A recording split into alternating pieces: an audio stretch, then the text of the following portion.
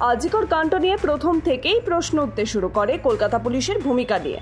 তদন্তের গাফিলতি থেকে প্রমাণ লোপাটের চেষ্টার অভিযোগ রয়েছে পুলিশের বিরুদ্ধে। এদিকে মুখ্যমন্ত্রী তথা পুলিশ মন্ত্রী এই বিষয়ে সম্পূর্ণ নির্বাক, বরং বারবার বিষয়টিকে আড়াল করার চেষ্টা করেছেন তিনি।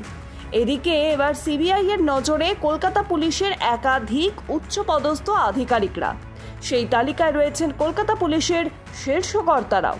তদন্তের পরিপ্রেক্ষিতে তাদের তলব করার পথে সিবিআই এর আধিকারিকরা। এর আগে আজিকরের তরুণী চিকিৎসক হত্যাকাণ্ডের মামলায় টালা থানার ওসি অভিজিৎ মণ্ডলকে গ্রেফতার করেছে পুলিশ। গত কয়েকদিন ধরে তাকে বারবার জিজ্ঞাসাবাদ করছিল সিবিআই।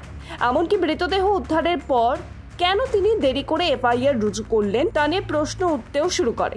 এছাড়াও ঘটনার দিন তিনি তার কোনো শীর্ষ কর্তার সঙ্গে যোগাযোগ করেছিলেন কিনা তাও তার থেকে জানতে চান তদন্তকারীরা। কিন্তু এই সব বিষয় অভিজিতের থেকে সঠিক কোনো উত্তর পাওয়া যায়নি। এরপর পুলিশের ভূমিকা নিয়ে সন্দেহ আরও জোরালো হয়। তারপরই গ্রেফতার করা হয় অভিজিৎকে। যদিও অভিজিৎ মণ্ডলের গ্রেফতারের পরই অনেকের মনেই প্রশ্ন জেগেছে, রাজ্যের অধীনে থাকা পুলিশকে কি গ্রেফতার করতে পারে সিবিআই? বিশেষজ্ঞদের দাবি, অবশ্যই পুলিশকে গ্রেফতার করতে পারে কেন্দ্রীয় তদন্তকারী সংস্থা। কোনো তদন্তের স্বার্থে সরকারি পদাধিকারীদেরও গ্রেফতার করতে পারে, তবে সিবিআই চাইলেই কোনো মামলায় হস্তক্ষেপ বা গ্রেফতার করতে পারে না। তাদের একটি নির্দিষ্ট প্রক্রিয়া মেনেই কাজ করতে হয়। বিশেষ কয়েকটি ক্ষেত্রেই পুলিশের হাত থেকে সিবিআই এর হাতে তদন্তভার তুলে দেওয়া হতে পারে। প্রথমত, যদি রাজ্য সরকার নিজে থেকেই সিবিআই তদন্তে সম্মতি দেয়।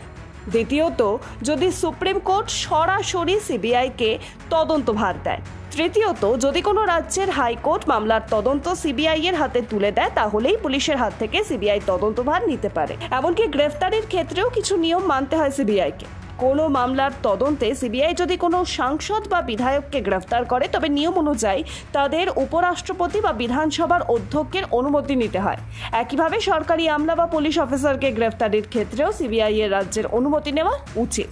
তবে আজিকর কাণ্ডের তদন্তে টালা থানার প্রাক্তন ওসিকে গ্রেফতারের ক্ষেত্রে সিবিআই, কলকাতা পুলিশ বা রাজ্য সরকারের অনুমতি নেয়নি বলেই সূত্রের খবর। এদিকে যখন আজিকর কাণ্ড নিয়ে পুলিশের ভূমিকা নিয়ে বারবার প্রশ্ন উঠছে, তখন সামনে এসেছে আরও একটি ছবি।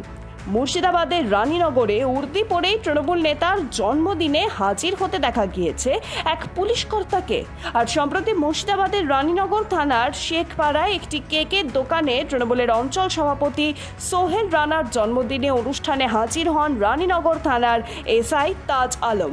তৃণমূল নেতা কর্মীদের সঙ্গে কাটেন কেক, মেতে ওঠেন উদযাপনে। আর তা নিয়েই জোর চর্চা শুরু হয়েছে। Bureau report, Ritam Bangla.